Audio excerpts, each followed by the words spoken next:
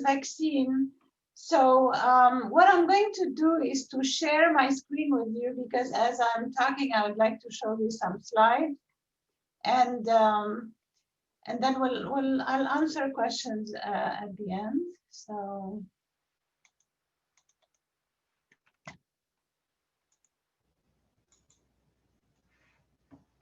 can you all see? Can you see the Yes, screen? very good. Yes. Okay, perfect. Okay, so as you know that as we age, healthy eating can make a very big difference in our health and how we feel, and also in preventing the development of some chronic conditions. And so having a good healthy diet is really important. So I'm going to be, whoops. Okay, so what I'm going to do today is talk a little bit about some of the physical changes that come with aging, and some of the nutrients and the foods that are needed as we age, our overall dietary recommendations, and then I'll take questions at the end.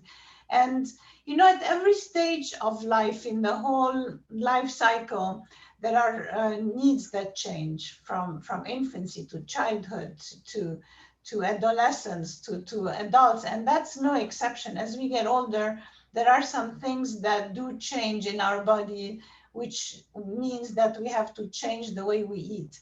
And so this is what I'm going to be talking a little bit about today. So basically, there are some major causes of disability, and so I'm going to deal with some of them, not all, but osteoporosis or bone loss is a very important um, cause of disability that is nutrition related. There is sarcopenia, which is a term that has just become used over the last 10 years or so. And that's basically the loss of muscle mass. And brain health, I think a lot of us, I know I'm part of that, is that I want to make sure that I remain cognitively functioning well. And so brain health is very important, and I will very briefly mention that.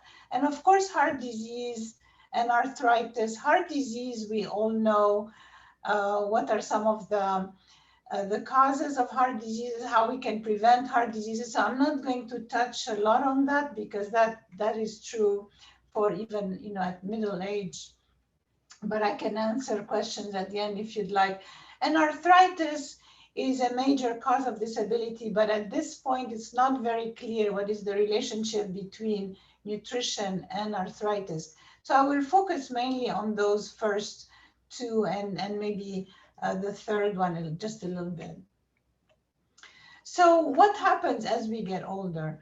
There is a decrease in muscle mass. And in fact, in young adulthood, about 45% of total body weight is muscle. And as we age, there is a decline, a decrease in the muscle, and it can come down to about 27% of the body weight. So we really lose a lot of muscle mass. And what is very important is that the muscle can be replaced by body fat. So we increase the amount of fat in the body, and we decrease the amount of muscle. And so the weight may not change a lot as we get on the scale, because one kind of replaces the other, but there are changes that we don't realize exist, that happens. There is also a decrease in bone mass. And so there is a lot of and I will talk a little bit more about that, but we lose a lot of the calcium and that makes our bones. So taking osteoporosis first. So osteoporosis, or not necessarily osteoporosis, this is just the end result, but the whole process is the loss of bones, which if not stopped, can lead to osteoporosis. And so we lose the bone, and we lose the quality of the bone tissue. So when we think of bone, sometimes people think that it is just there, nothing happens to it, but actually bones is continuously breaking down and reforming. So it's remodeling, it breaks down and it reforms. And in the process of reforming, when we are young, the reformation is just, either remain stable or you get an additional amount of bone. But as we get older, the bone does not reform as well or as much. And so the quality of the bone tissue changes. So not only is the loss, but the quality. And this can lead to an increase in bone fracture and in falls. And in fact, sometimes you get some bone fractures that you don't realize exists until somebody falls, and then there is a breaking of the bone. But there can be some small fissures in the bone even before a fall. So if you take a look at this slide, on the left of your screen is the way the normal bone is, and on the right is the bone with osteoporosis, and you can see that there are big holes in there that shows the loss in the structure of the bone as well as the amount of the bone. So what are some causes of, sorry, let me just see, okay. So what are some of the causes? One of them is aging. It happens because there are some changes in our hormones, especially after menopause. So when you take a look at what happens to your bone density, you will see that it remains stable, and all of a sudden after menopause, the amount of bone just drops. I'm sorry, the density of the bone just drops. And so that's one of the major factors that could lead to osteoporosis. The other one is that diet. And here we're going to be talking a little bit more about vitamin D, but vitamin D and calcium are both extremely important in maintaining bone health. And there are very few foods that contain vitamin D in them. And so I'm going to be talking a little bit more about what are some of the foods that have vitamin D in them, and what are some of the recommendations by health organizations about what to do about vitamin D and calcium. But we get vitamin D in addition to food from sun exposure, but it becomes limited also as we get older. And I will talk a little bit about that. Smoking can lead to bone thinning. Alcohol use, heavy alcohol use, low body weight. And it's interesting because heavy body weight can lead to arthritis because of the friction of the bones together, that can lead to arthritis. But low body weight, in order to improve bone density, it's good to have weight-bearing exercises. So it's exercises that puts pressure on the bones, and it leads to a remodeling and an addition of the calcium and vitamin D. And so when you have low body weight, then it may not have the impact that we want on the bones. Illness can lead to low bone density. Heredity is a player in here. And then lack of physical activity, again, it comes to the same thing about the fact that there is weight-bearing exercises. And throughout this talk, I'm going to be talking about physical activity versus exercise, either one. But some people are very physically active. They may not go in a specific exercise training or anything like that, but they are very active. They walk to their work, or they do things that are very active. So physical activity and exercise is kind of together. Okay, so the main target for the prevention of osteoporosis is to prevent bone loss, obviously, and the other one is to decrease risk of falls. Now, I want to just mention that when we think about falling, we always think that it has to do with bone, but also it is the muscles of our bodies that keep us standing up. And so when the muscles also weaken, it's also can lead to falls and to some of these bone injuries. And so that's where the next topic comes through.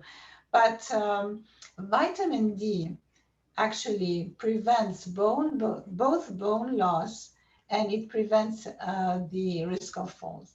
And so vitamin D is an extremely important nutrient, and so is calcium, because vitamin D is what makes the absorption of calcium possible. So if you don't have enough vitamin D, your body cannot absorb the calcium that you need. So these two together are essential. So where do we find calcium? I think everybody knows that calcium is from milk, from cheese, yogurt. These have the most amount of calcium in them. But there are a lot of people that cannot tolerate milk. They are lactose intolerant. So there are other sources of calcium. So it could be in like broccoli, bok choy. There are certain vegetables that have calcium in them. Even almonds actually, surprisingly, has quite a bit of calcium. There are some sardines, some fish, for example, that has bones in them already. So when you eat the whole thing, you're getting a lot of calcium. Oranges. Also, there are some drinks, for example, soy milk, although it's not called milk anymore, but it's soy drink. They contain quite a bit of calcium in them because calcium is added as well. Calcium is added in a lot of other drinks. For example, orange juice might have calcium in them. Let's see what else. Apricots will have calcium, sometimes in some breads, but the strongest, the biggest source would be yogurt, cheese, and milk, which are the traditional foods that we think of as having calcium. But I think we can expand to think about more things that we can eat. The other thing is that vitamin B, so inactive vitamin B is present under your skin.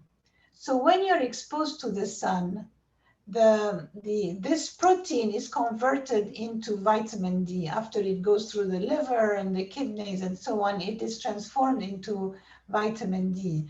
Vitamin D is associated not only with bones, it also has to do with the immune system. So somebody was saying, let me mention something about the immune system. And I would say that vitamin D is a very important component of not only bone, immune system, but a lot of other things, formation of certain DNA proteins. It's a hormone. And the problem is that as we get older, our skin does not convert the protein that we have in the skin to vitamin D very well. So that's why as we get older, we have less vitamin D, even though we are exposed to the sun. But the other thing is that we also try to stay away from the sun because dermatologists tell us don't expose yourself to the sun. And that's true. And so we cover our skins with sunscreen, which decreases also the availability of or that kind of conversion of the protein to vitamin D. And we have to cover ourselves with sunscreen. It's very important. But it's true that for young people, for example, even if they have sunscreen, if they walk around just doing everyday activity, they do get enough vitamin D because they have enough exposure.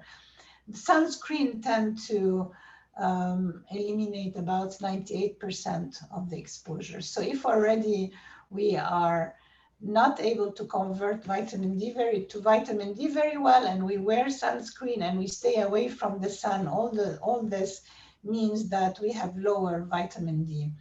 There are certain foods that have vitamin D in them. So for example, salmon is a good source of vitamin D. Salmon is a good source of a lot of things, and it is a very good food. It can be expensive though, and so not everybody can afford to have salmon. So there are other ways of getting it. There are some cereals that are fortified with a lot of vitamins and minerals, and so it's another way to look for foods that are fortified with vitamins and minerals. And of course, if you're not getting enough of vitamin D, the recommendation is to take a supplement, maybe like a multivitamin that has vitamin D and some calcium. Cheese has a little bit of vitamin D, but it's mostly foods that have vitamin D added to them, because the number of foods like eggs and salmon and cheese, these are few in numbers that have that vitamins in them. So if we turn over to sarcopenia, which is one of the problems that can cause disability. Sarcopenia, as I mentioned before, it's a loss of the muscle mass, which is replaced by muscle fat. And again, muscles, you break it down and you reform it the way you do with bones. And the quality of the muscle changes also. And this is what leads to sarcopenia. So in fact, when you buy meat and there is inside what is known as marbling, fat inside the meat, inside the protein, well, that's what happens with sarcopenia. You have the protein and in it is fat, and that makes the muscle not very good, and the quality decreases. So that's what leads to sarcopenia, which means that sarcopenia leads to falls, because as I mentioned, protein is what keeps us straight, standing up, and helps us in all of the functions that we do every day. So it's very important to have enough protein. So in fact, there's a lot of research that's going on right now that shows that as we get older, we need more protein than younger people.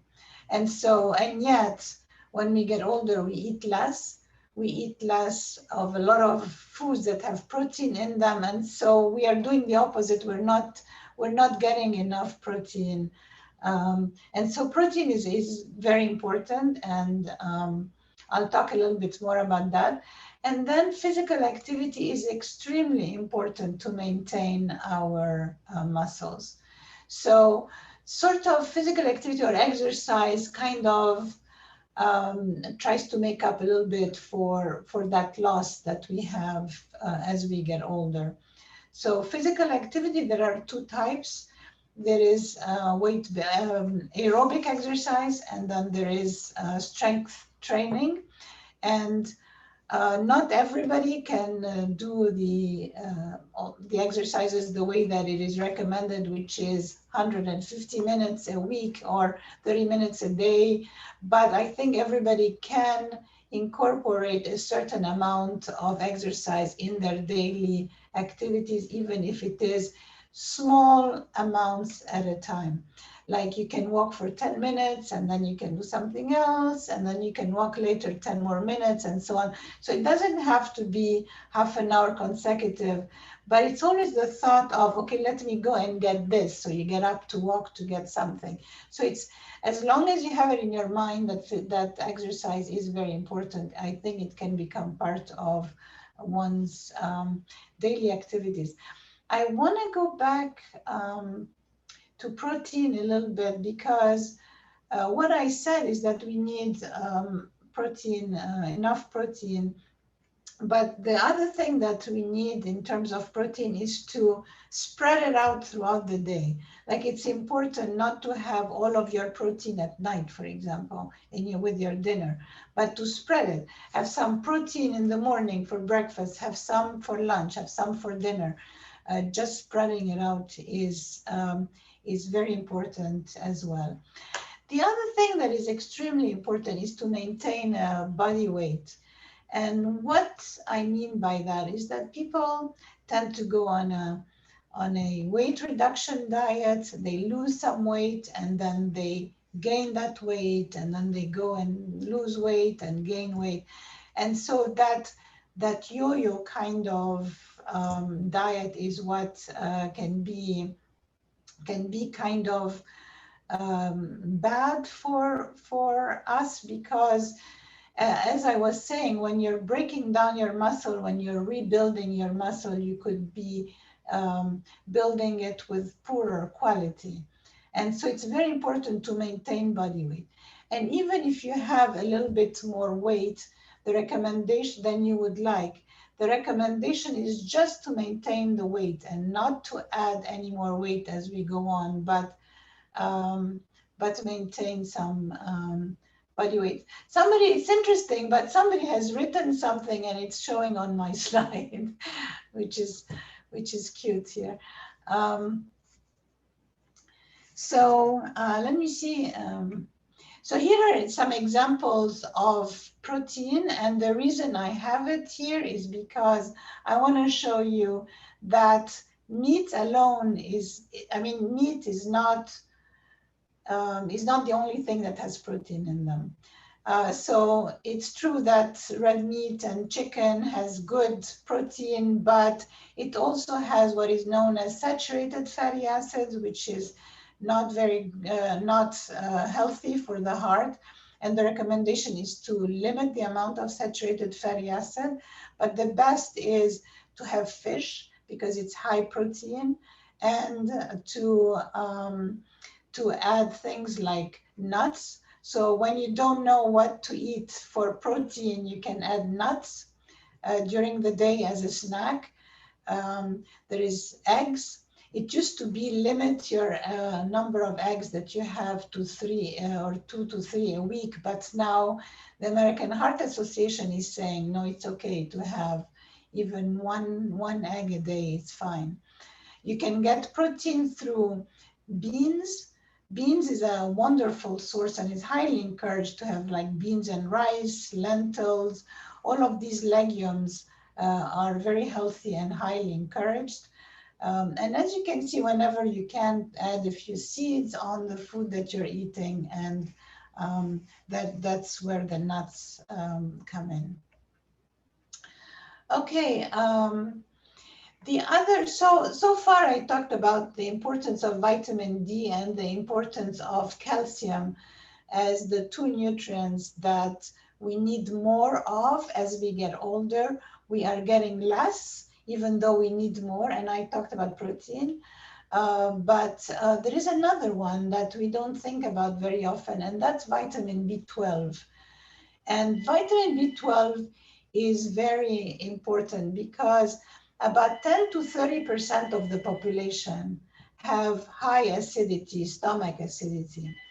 And so that even if people are able to or eat vitamin B12, they may not be able to absorb it very well because they don't have the acid to break the chain or the bonds between the protein that carries them and vitamin B12. So it means that vitamin B12 is not well absorbed. So even if you're having enough B12 in your diet, it may not be absorbed. Also, vitamin B12 is present mostly in meat and dairy products. And so if you are vegetarian, or if you're eating less of these foods, then you're not getting enough B12, even if you can absorb it. So vitamin B12 has some very serious consequences. You can have anemia, but you can also have mental health changes. and cognitive dysfunction, and the ability to concentrate on doing some activities. And so vitamin B12 is actually one of those vitamins that you don't know that you're not getting enough of, because there is no test to figure that out unless you are testing for specifically vitamin B12. But if you don't have vitamin B12 and you don't have folate, then you can have anemia. But if you get enough folate, but you do not have enough B12, which can happen nowadays because folate was added to certain foods. So without you knowing, you are eating enough folate because it's part of flour. It was added to flour. But vitamin B12 might be one of those nutrients where if you have an opportunity to ask your doctor to test for it, could be a good idea to test for it. So I would say be careful about vitamin B12, but it's easy also to get it from foods, even if you're vegetarian, because there are a lot of cereals now that have vitamin B12 added to them. And that will take me later to making sure that you take a look and read the label, which is really very important. And then if you're a vegetarian, for example, it's recommended that you eat cereals that fortified with B12 and also take a multivitamin supplement. So if you have a multivitamin, it will have the vitamin D, calcium, and B12 as well. Okay, so like I said earlier, exercise is extremely important. And so I gave you links to two links. One is called Go for Life, and the National Institute on Aging, which is part of the government, National Institute on Health. They have this website where they put information about what kind of exercises are recommended, and then they also show you some videos if you want to follow. There are some exercises, if you take a look at the next one, exercises with chronic conditions, that give you some exercises while you're sitting down. So some people that have a problem with balance, for example, and that cannot exercise, they can still do some exercises while sitting down. And so you can follow some of these videos that are quite good. I know that I sent my mother some of these at the time. There was some, they were on tapes, and I sent them to her, and she finds them very, very useful. So you can get them online now. So how to be active? So being active at least 3 days a week is a good goal.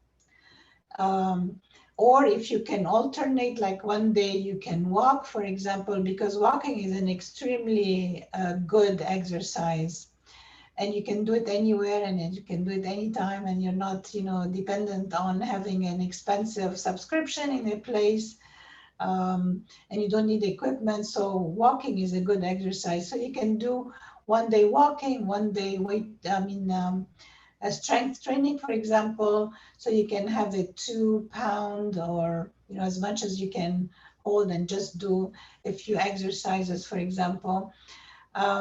What I would recommend is to have an activity that's appropriate specifically for you. Everybody is very different. As we get older, we are all very different in what we can and cannot do. And so it's good to have to exercise. And I wrote here about 10 minutes at a time, as I mentioned earlier, and just to be as active as possible. There are some exercises to improve balance, and improving balance will help you in preventing falls.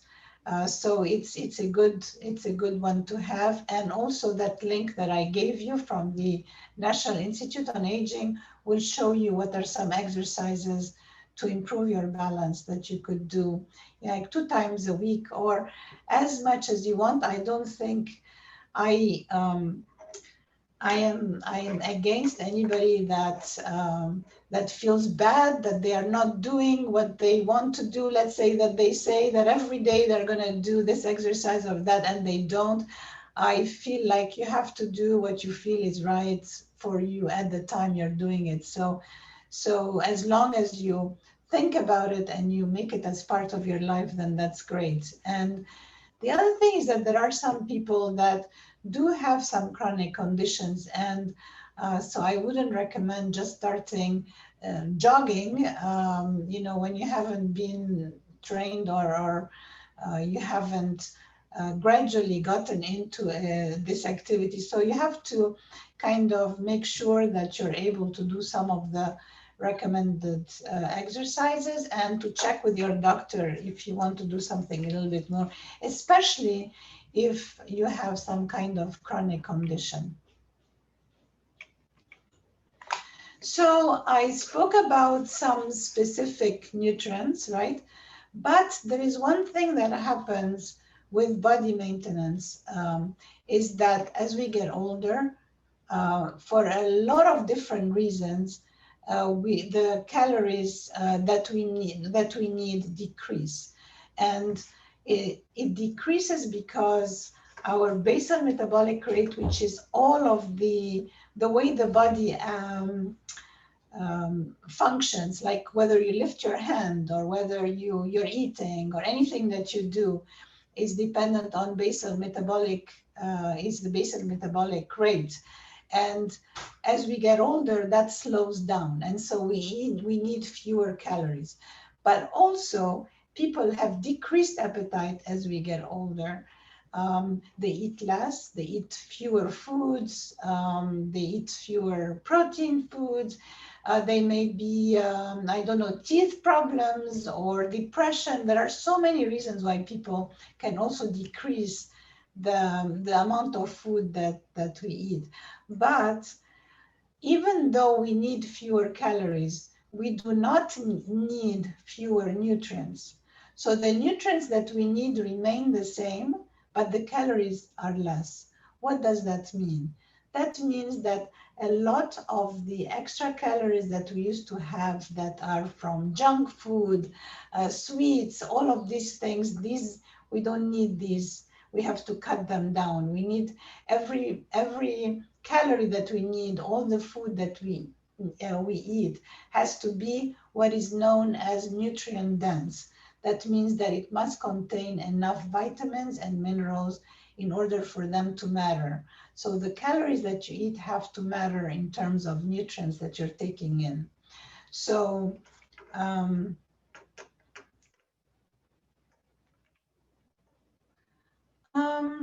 okay, so this one is a little bit out of order, but this was the foods that contain vitamin B12. You can see that it's present in a lot of fish and eggs and meat and liver.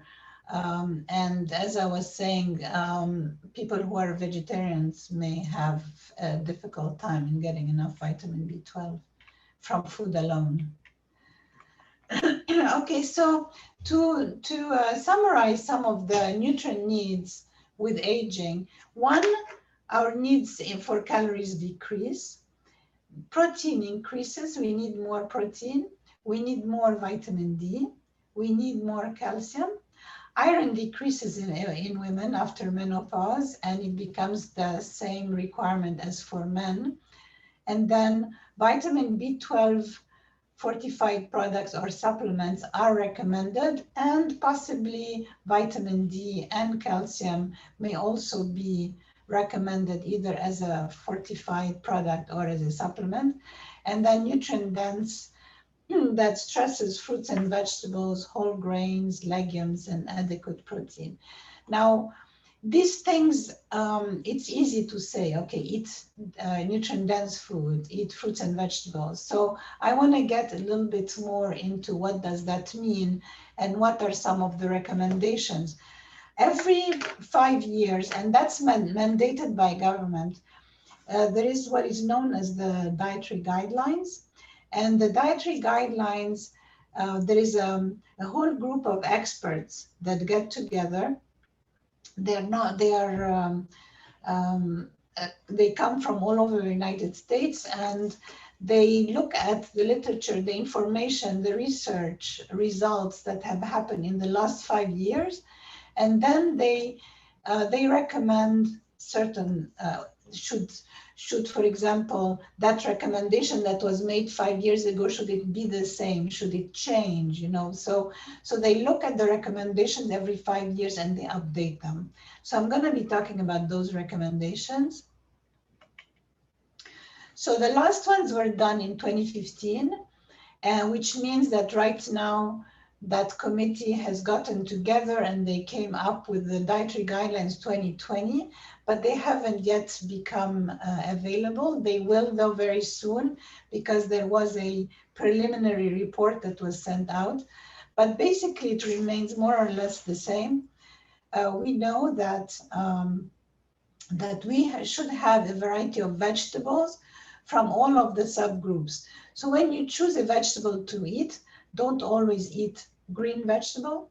You need to change, like, from dark green, from red, from orange. And it's just so, there are so many things on the market that are so lovely, especially there's a lot of more vegetables than when I first came to this country. There are quite a variety, because there's a lot more transportation of these different. So you can find all the different kinds of vegetables on the market that you may want to try, or try in new recipes. Legumes are very important, and I mentioned before, beans and peas and so on. Fruits should be part of the diet. So vegetables, we are saying 3 servings at least. Fruits, we say 2 servings at least, but especially whole fruits. People drink their fruits, so orange juice and so on. And it's much better to have fruits that are whole fruit, because there are certain components in fruits that we don't even know the extent of what they do, but they are called phytonutrients, and they have anti-cancer properties. They are antioxidants. Fruits are very important, different kinds of, again, color. And what we say is choose colors of the rainbow when you're planning for the whole week your fruits and vegetables. The other thing that is very important is that your grains, we eat most of our calories come in from grains, really. And so we need to make half of those from whole grains. So whenever you're buying bread, try to make it whole grain. When you're buying rice, try to make it whole grain. It takes a little longer to cook, but it's also pretty good. It's nutty. It has a lot of advantages. If you have any dairy products, make them fat-free or low dairy, low fat.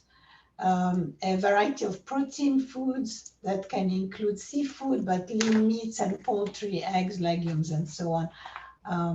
The other thing is oils. For the longest time, we used to eat butter and margarine, and so the recommendation is to replace those with oils. And one of them, like from the Mediterranean diet, is to use olive oil, which is an important food to include.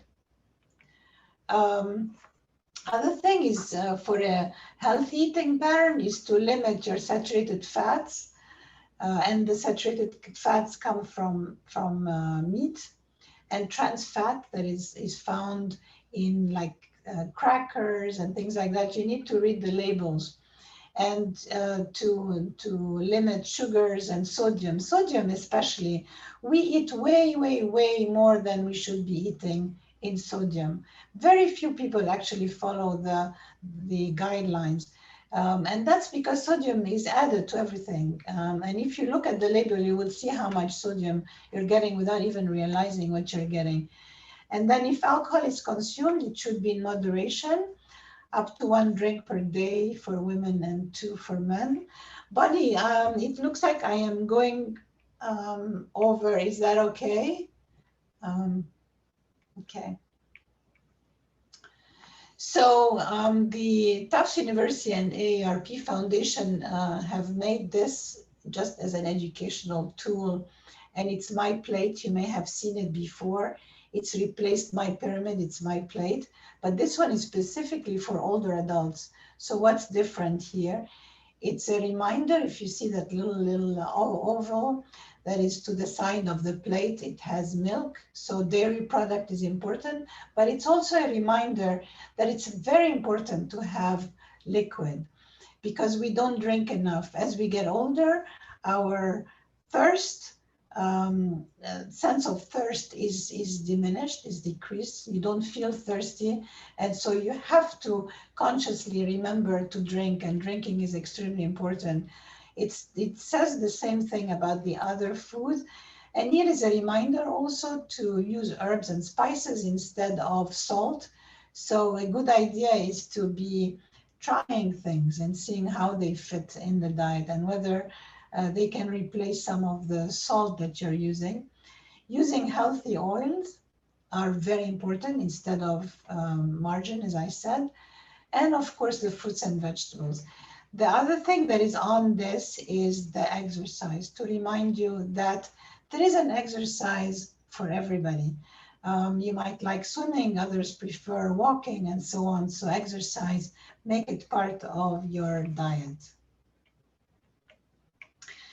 Reading labels is very important. I want to change this. So there are some more or less new labels, and if you take a look at if you take a look at the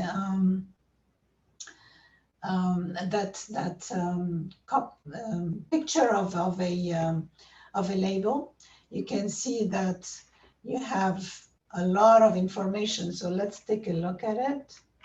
So you can look and see, for example, the calories, how much calories, and the calories and the percent daily values that is provided for the serving size. So in this case, for example, it tells you that this container has 8 servings, and each serving is 2/3 of a cup. So for these 2/3 of a cup, there are 230 calories. So there are sometimes things that are small packages and it says on it 2 servings, but people don't realize and eat the whole thing. But actually the whole thing turns out to be double the amount of calories that it says here. So it's very important to pay attention to how many servings are per container. The other thing is that the percent of daily value is the percent of what you're eating compared to what you should be eating. And so for example, saturated fat, total fat here is 10%. And I wouldn't worry too much about the amount because this is based on a 2,000 calorie diet, but some of us as we get older, we need less. 1,800 is about an average, 1,800. So the important thing is to look at saturated fat, how much. So anything above 10% is too much for things that you're not supposed to have, and less than 5% is too little for things that you should have. So in this case, it's 5%, not too bad for saturated fat. It's only 1 gram. There is 0 trans fat, which is great. Cholesterol 0. Sodium 7%, 160 milligrams. It all depends on what else you're going to be eating that has sodium in it. That will determine, how much you're having in terms of sodium. There is total carbohydrate. What you need to look at, well, first of all, fiber. We eat very little fiber in the US, and fiber is an essential compound that we need to eat because it's important for our digestive system. But the other thing to look for is the total sugars. This is 12 grams. 12 grams is the equivalent of 3 teaspoons or 1 tablespoon. So in this one serving, you're getting actually quite a bit of sugar. And then it gives us those those nutrients that are really important. It gives us how much protein there is.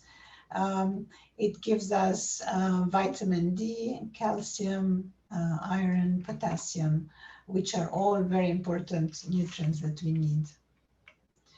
So as I was mentioning, the sugar, there are many things that give that sugars are cold. So if you take a look at the bottom here, you will find out that there is a list of ingredients. And the ingredients, the way they are written, go from the highest to the lowest amount. So the highest amount in this food is whole grain blend, which is whole grain oats and so on. So that's really great already. And that's why maybe there is like 4 grams of fiber. But there are other things to look for. You can look for corn syrup is sugar. You can look for sugar. There are other things like fruits, juice concentrates, high fructose corn syrup, honey, lactose, maltose. All of these things are different words for sugar. So if you want to know how much sugar you're having and what kind of sugar, look at the ingredient list. And we get a lot of sugar from things, again, that we shouldn't. We don't need to. Like even bread has sugar in it, and I never understand why. So somebody who's diabetic has to be very careful to look for those words in the ingredient list. Baked goods, of course, will have desserts, but also salad dressing, sauces, gravies. All of these also have sugar when we don't expect them to. Nutrients to get less of are the saturated fats, and they're right here: sodium, added sugars. Things to get more of are those that are circled here, that you want to pay particular attention to see how much % are you getting of what you need. So some eating tips would be to add flavor to foods with spices and herbs, as I mentioned before. Add sliced fruits and vegetables to meals and snacks. Now, sometimes fruits and vegetables can be expensive, and so it's important to look for things that might be on sale, for example, but also they can be heavy to carry home. And especially if a person lives alone, to buy a whole cabbage can be like, okay, so how am I gonna go through all of this?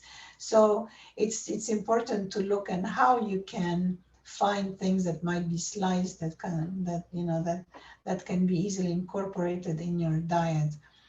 Now, there are some people that are taking medication that can affect their appetite or make them not want to eat, and so it's important to let the doctor know of this, because eating obviously is so important, and they might want to change your medication.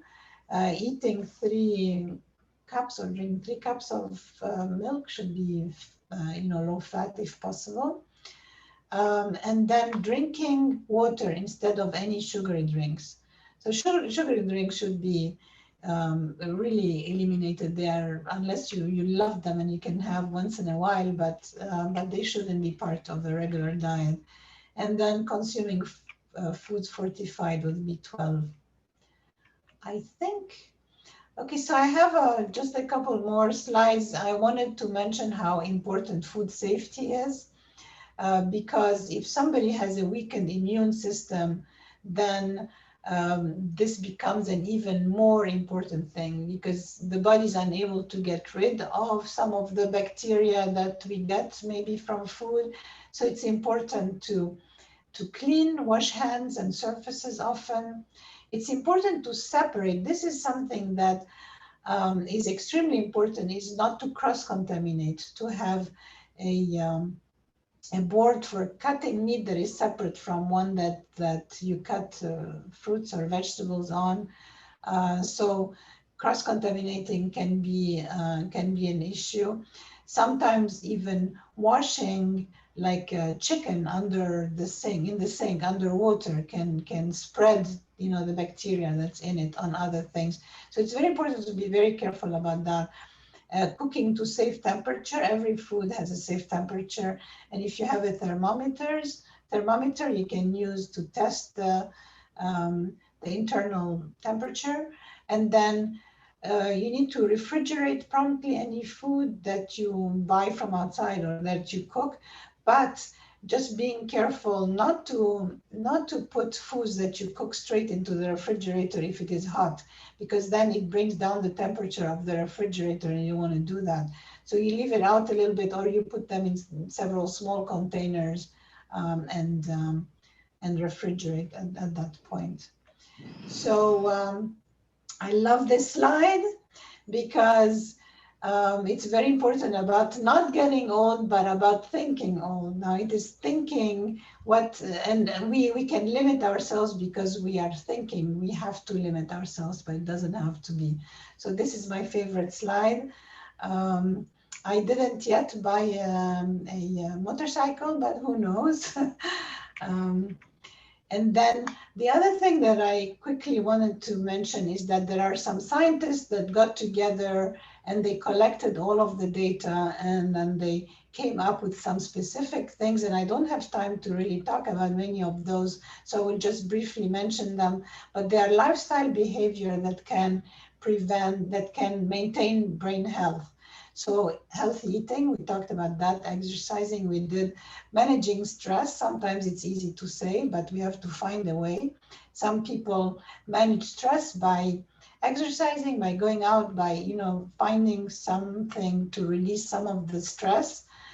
Pursuing a purpose in life, and that doesn't mean like a big purpose in life, but I was hearing in the beginning when I first got on that there is person here that writes, and so if that is something that you like to do, then this is something you want to do to give you like this purpose. Socializing with friends and family, and now it's become very difficult, obviously, but this situation is not going to last forever. Just remember that it's only now and it's going to get better. But we can, now that you're all using Zoom so well, there are ways of socializing with friends and family that can be on Zoom as well. Learning new things all the time, learning new things makes the brain, function, and very important, getting enough sleep, obviously very important, and continue reading and reading as much as possible.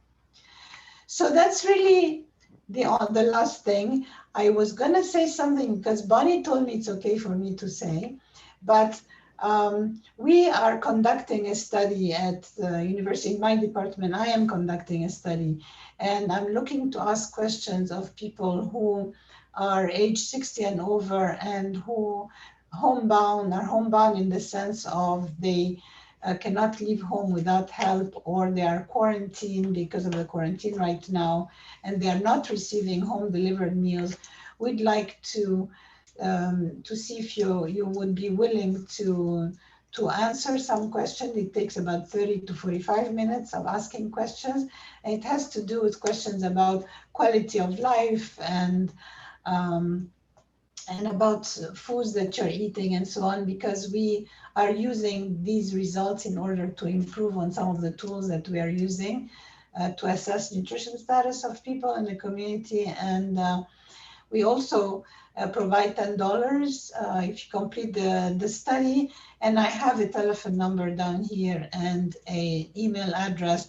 And if you know other people that are willing to participate as well, we'd be so very happy to have you. But that's all I have for today. And I went way over. I thought, I didn't realize I had this material, but I hope that you found it interesting and that you have some questions for me. It's kind of, and then calcium, it's about 1,000 grams. I think that unless you really want to get involved in calculating how much you're getting for in terms of grams, the important thing is to try to follow the guidelines instead, which are approaching things from a serving size.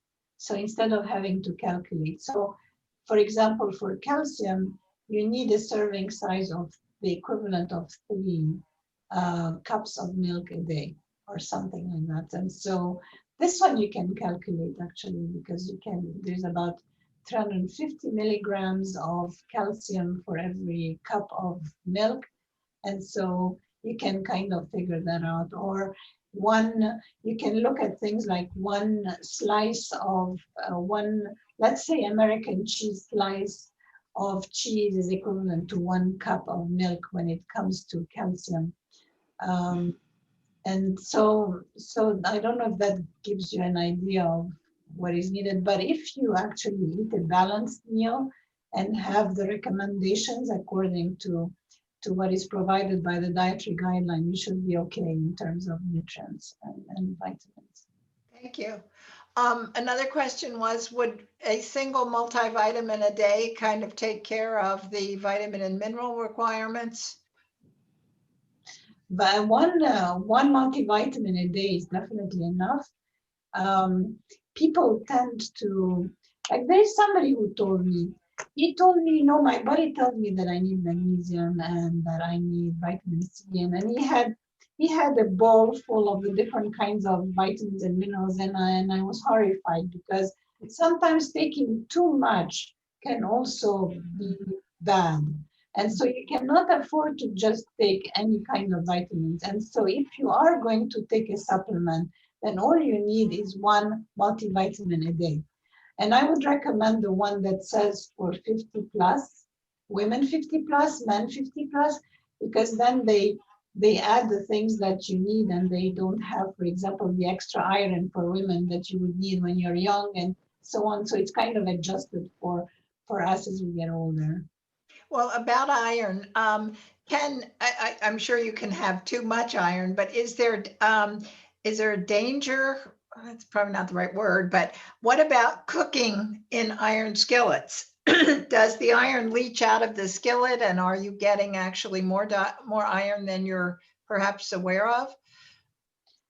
Unless you're constantly cooking on iron pots, I don't think that would be an issue nowadays. In fact, in developing countries, they get a lot of their iron from those pots, which is a good thing, because iron deficiency is a very common thing all throughout the world. So no, I wouldn't say that it's a problem. No. Okay. If I may, I actually use my iron skillet every day. And so the question was mine. Okay. Yeah, so I don't know exactly how to answer that question. I know that there is some leakage from iron, but I'm not sure how much, and maybe it's better to, vary a little bit and not to have it every single day. Just because I know that there is some leaching, but I don't know how much. Yeah. And somebody wanted to know. Marianne, just a second. Bonnie, I think that you need to kind of put some oil on it in order, right? You have to, and then put it in the oven and so on. I think that kind of seals it in, and so it's not as serious as in other countries where you can get more leaching out. Yeah. Sorry, Marianne. No, it's fine. Is chromium good for supplemental chromium, I presume, for muscle loss? Does that help with the muscle loss that we experience as we age?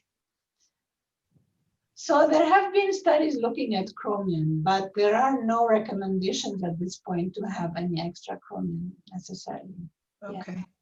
But And it is present in those formulations of vitamins and minerals. I think there is a little bit of chromium that's added already.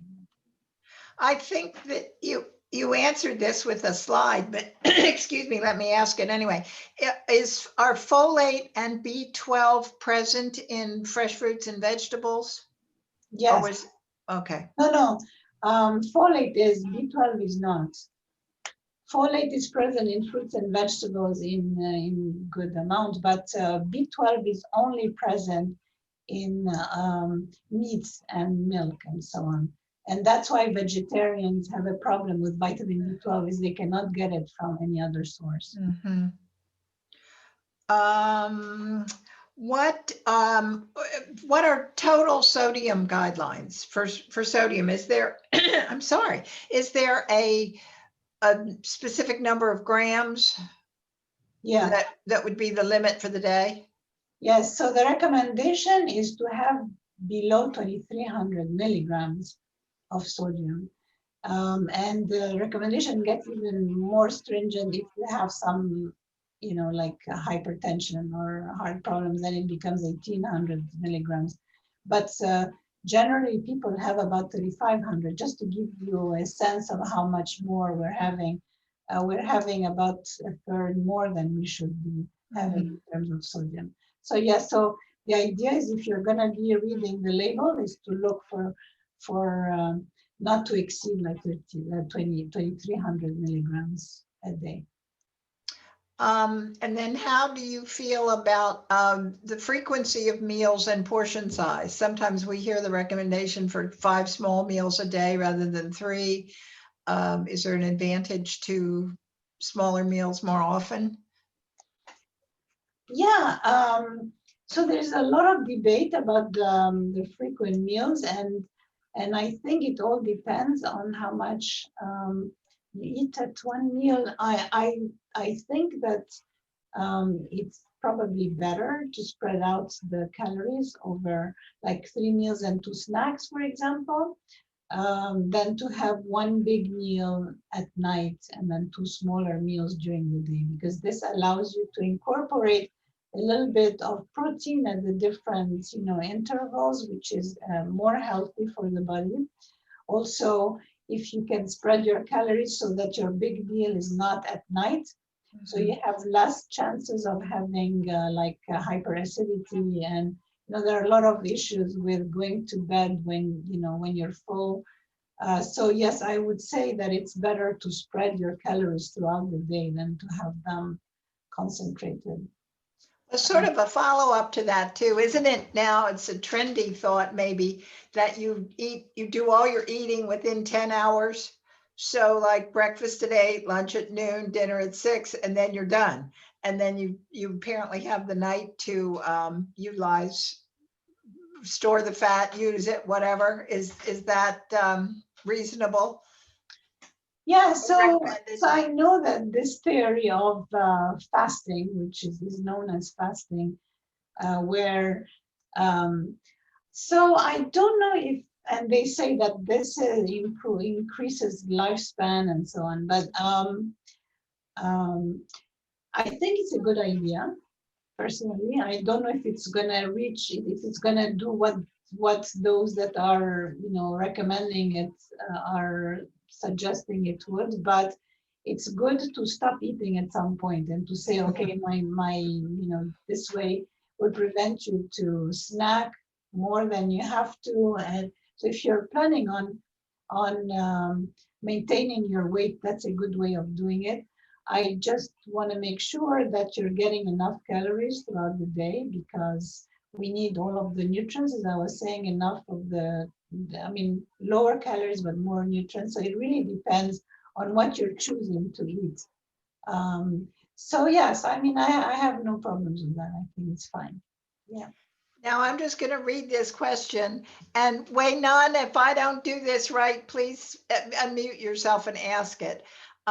It's about MyPlate for older adults. The questioner has used MyPlate and likes its visual simplicity, but did not find it for older adults, specific for older adults on the official site.